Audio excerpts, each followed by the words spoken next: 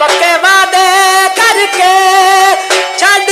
की गैरां दे तू आखे लग के